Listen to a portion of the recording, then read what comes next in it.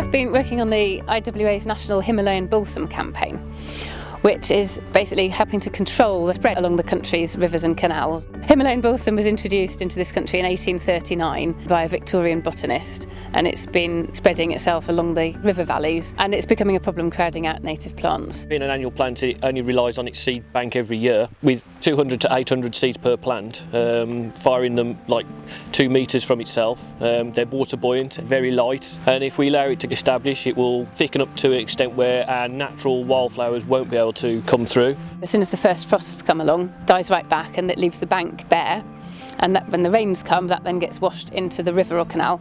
So from a boater's point of view, that's not good because it increases requirement for dredging. Anglers are keen on keeping it under control as well because it can affect fish population.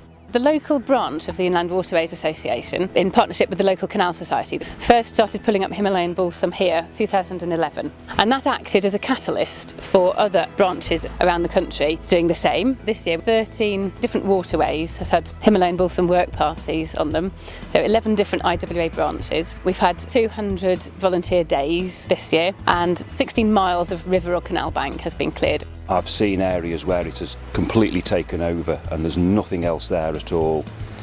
So as a project, it's very, very important. It's easy to pull up, anybody can do it. So we've had volunteers ranging in age from 8 to 80. We saw it advertised in the local IWA magazine, and we just thought it was a nice day out really. We've been working off the boat on the far side and we've done quite a bit. There's 2 types of jobs, pulling it up and stamping on it. It's important because it's an invasive species and it could take over the whole world.